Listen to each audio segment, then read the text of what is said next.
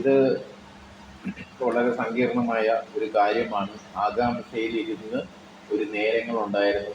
കോൺഗ്രസ് ഒന്നുമല്ലാതിരുന്ന ഒരു സമയത്ത് കോൺഗ്രസ് നേതാക്കന്മാർ നമ്മുടെ സതീശന് കൊടുത്ത ഒരു വിശ്വാസം, അർപ്പണബോധവും എല്ലാം നിങ്ങൾ സങ്കല്പിച്ചുകൊണ്ടാണ് പുള്ളിയെ പ്രതിപക്ഷ നേതാവാക്കി.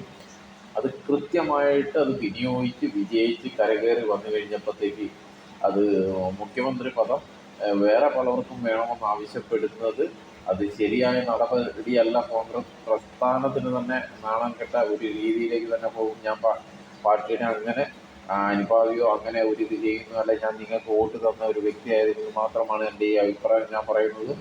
ശരിക്കും പറഞ്ഞാൽ ഇതിൽ ഈ ഇലക്ഷനിൽ എന്തായാലും സതീശിന് തന്നെയാണ് ഇതിൻ്റെ എല്ലാ ക്രെഡിറ്റ് കൊടുക്കേണ്ടത്.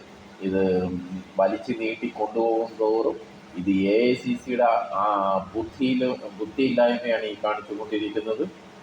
ഇത് സങ്കീർണമാക്കിക്കൊണ്ടിരിക്കുകയാണ്. മറ്റ് നേതാക്കന്മാർ ഇങ്ങനെ വന്നു കഴിഞ്ഞാൽ സീനിയറായ ഒരുപാട് പേരുണ്ടല്ലോ, അവരൊക്കെ വന്നിട്ട് എനിക്ക് മുഖ്യമന്ത്രി സ്ഥാനം വേണമെന്ന് ചോദിക്കാത്ത എന്താ? അത് അവരുടെ വിവേക ബുദ്ധിയാണ്. അല്ലെങ്കിൽ എനിക്കിപ്പോൾ മുഖ്യമന്ത്രി ആയില്ലെങ്കിൽ പിന്നെ ഒരു കാലത്തും ആകാൻ പറ്റിയാലെന്ന് പറഞ്ഞുകൊണ്ട് അടിച്ചും ഫൈറ്റും വന്നു കഴിഞ്ഞപ്പോഴത്തേക്ക് അവനെ പുറംകാല് കൊണ്ട് അടിച്ചു കളയുന്നത് ശരിയായ ഒരു നടപടിയല്ല. ഇത് രാഹുൽ ഗാന്ധി ആണേലും സോണിയാഗാന്ധി ആണേലും കേരളത്തിൻ്റെ ജനഹൃദയങ്ങൾ മനസ്സിലാക്കിയ വ്യക്തികളാണ്. ഇന്ന് അതുപോലെ തന്നെ ജനം പ്രതികരിച്ചിട്ടുമുണ്ട്.